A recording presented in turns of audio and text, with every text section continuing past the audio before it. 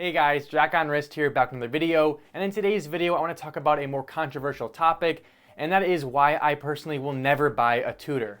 Now Tudor is a well-loved brand. It definitely has its own community within the watch world that really support and love it, but personally I can't get myself to buy one, and in today's video I'm going to explain why.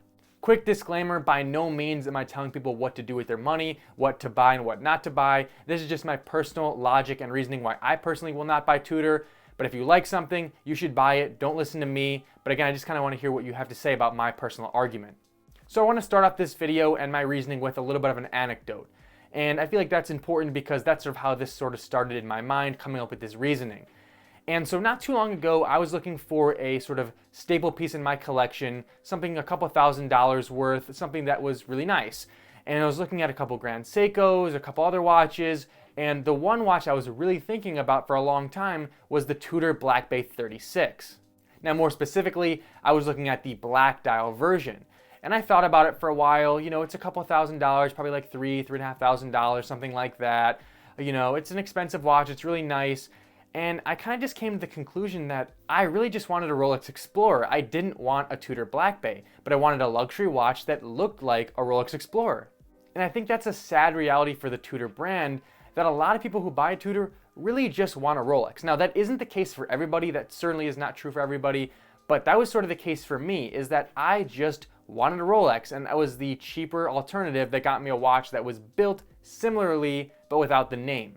So I guess my main point here is if you have $3,000 or $3,500, don't buy a Tudor, save up and buy a Rolex. Now again, if you want a Tudor specifically and not a Rolex, then buy a Tudor. Obviously, you know, they have a lot of unique models. They have the Heritage Chronograph.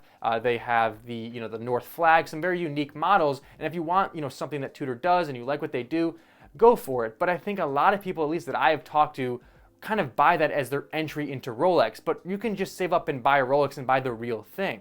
I know I probably come off as a watch snob here, someone who really only cares about the name that comes on the dial. That's not really true, but we have to all be real with ourselves and understand that a lot of people out in the world do buy things for that name recognition. I'm not saying it's the reason why I buy everything. You know, I wanted a Rolex for many reasons.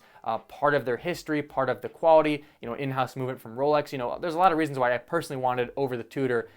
But I will say that a lot of people just want a nice name on the dial. They want something that has status, that will give them confidence. And you can't really blame them. I mean, Rolex is Rolex. You know, if you walk on the street, I'm sure 9 out of 10 people know what Rolex is.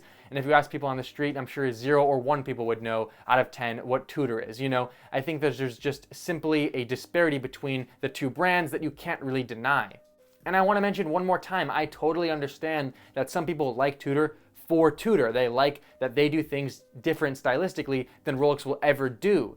But I think a lot of the times, at least on forums and people I've talked to, like I mentioned, they really just want a piece of Rolex. They want to get the closest thing to Rolex that they can afford for their money.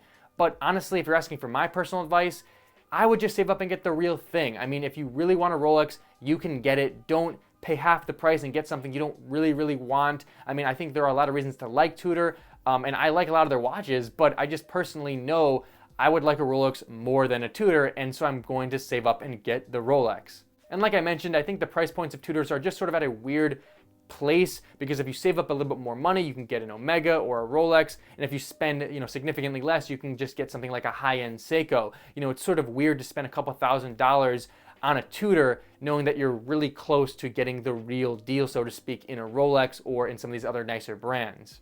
I know I'm gonna get a lot of hate for this video, but like I said, I want to make it very clear. If you like Tudor for what they do, unrelated to Rolex and unrelated to anything else, good for you. I mean, I like Tudor as well, but personally, I know in my mind, I have a hard time separating Tudor and Rolex as separate brands with their own merits. I just sort of see Tudor as the mini version of Rolex, almost like a Toyota and a Lexus, where, you know, I see in my mind, why would I get a Toyota when I can get the next best thing, something that's nicer, has more prestige to it? Again, you know, I totally love to have people love Tudor. You know, I think that's great. Personally, I don't love their style, and so I would rather just have a Rolex. But that is just my argument. Let me know what you have to say in the comment section down below. If you feel a different way or disagree with me, I totally want to hear what you have to say, and I totally understand your perspective. So with that being said, if you enjoyed, please like and subscribe, it'd be greatly appreciated, and I'll see you guys in the next one.